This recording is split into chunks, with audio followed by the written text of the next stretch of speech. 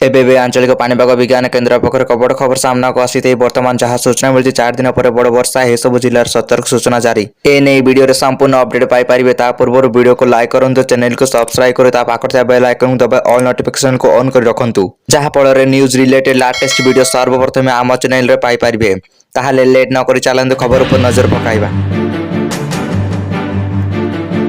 तेबे वर्तमान जहां सूचना मिली बढ़ुची तापमात्रा धीरे धीरे गरम होगा आरंभ होलानी दिन दुईपहर बेलू पारदा सामान्य ठारू रहुची अधिका सेहीपरि रातिरे भी स्वाभाविक ठारू 2 ରୁ 3 डिग्री अधिक रहुची तापमात्रा।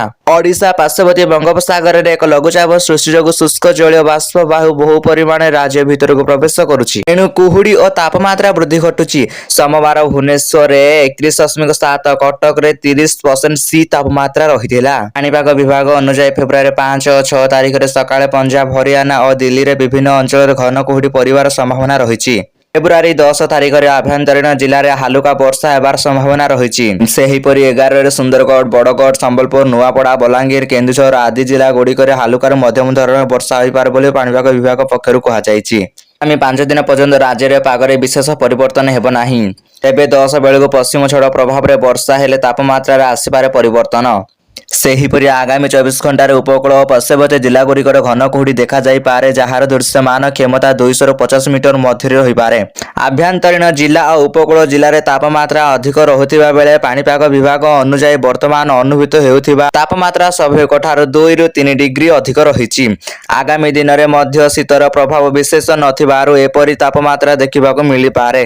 तेबे केवल तापमात्रा वृद्धि नुहे यह संगक कुहुड़ी प्रभाव मध्य जनजीवन अस्तव्यस्त करुछि। लघुचाप फल आज सकाल ट्यून सिटी समस्त दक्षिण ओडिशार गंजाम और नयागड़ा आदि जिले में कुहुड़ी देखा मिलता। फल एसबु स्थान में दृश्यमान क्षमता 50 ରୁ 60 मीटर रही। सेहीपरि आगामी काली सकाळे मध्य ब्रह्मपुर जाजपुर ट्यून सिटी आदि स्थान में कुहुड़ी देखा मिलपारे जार दृश्यमान 200 मीटर मध्य रहिबो। सेथिपई आपण माने अलर्ट होंतु। तेबे आपण माने को अंचल आम वीडियो को देखुछन्ती आपनक अंचल वर्षा शीतर परिमाण कौला रही कमेंट बॉक्स रे कमेंट करी निश्चय जणांतु।